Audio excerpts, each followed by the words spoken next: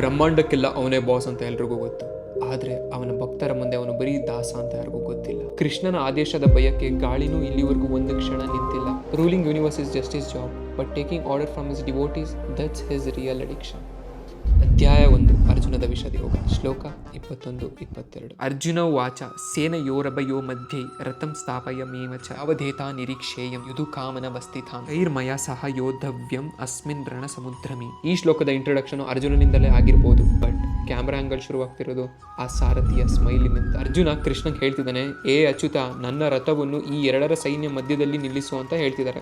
ಒಂಥರ ಆ ಕೃಷ್ಣಂಗೆ ಆರ್ಡರ್ ಕೊಡ್ತಿದ್ದಾನೆ. ಕೃಷ್ಣನ ಮುಖದಲ್ಲಿ ಒಂದು ಸಣ್ಣ ಮುಗುಳ್ನಗೆ, ಅವನ ಮುಖದಲ್ಲಿ ಮುಗುಳ್ನಗೆ ಬರ್ತಿದೆ ಅಂದ್ರೆ 1000 ಅರ್ಥ ಇರುತ್ತೆ. ಮಳೆ ಬರಬೇಕಾದ್ರೂ ಬೆಂಕಿ ಉರಿತಿದೆ ಅಂದ್ರೆ ಆತನ ಆದೇಶದಿಂದ. ಕೃಷ್ಣನ ಆದೇಶದ ಭಯಕ್ಕೆ ಗಾಳಿನೂ ಇಲ್ಲಿವರೆಗೂ ಒಂದು ಕ್ಷಣ ನಿಂತಿಲ್ಲ. ಸೂರ್ಯನ ಬೆಳಕು ಏಕೆ ಹೊತ್ತಿ ಹುರಿತಾನೆ ಗೊತ್ತಾ?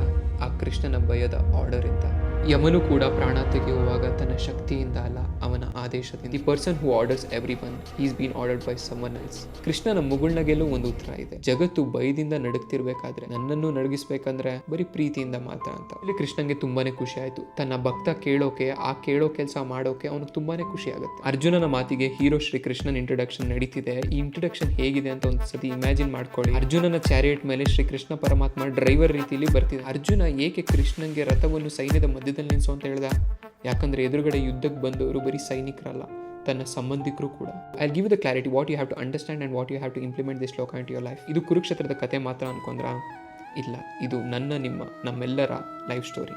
ಜನ ನಿನ್ನನ್ನು ದ್ವೇಷಿಸ್ಬೋದು, ಆದರೆ ನೀನು ಪ್ರೀತಿ ಹಂಚೋದನ್ನಂತೂ ನಿಲ್ಲಿಸ್ಬೇಡ. ನಿನ್ನ ಒಳಗಡೆನೂ ಒಬ್ಬ ಕೃಷ್ಣನ ನಗು ಇರಲಿ. ಆಮೇಲೆ ನೋಡು ಆಟ ಹೇಗಿರುತ್ತೆ ಅಂತ.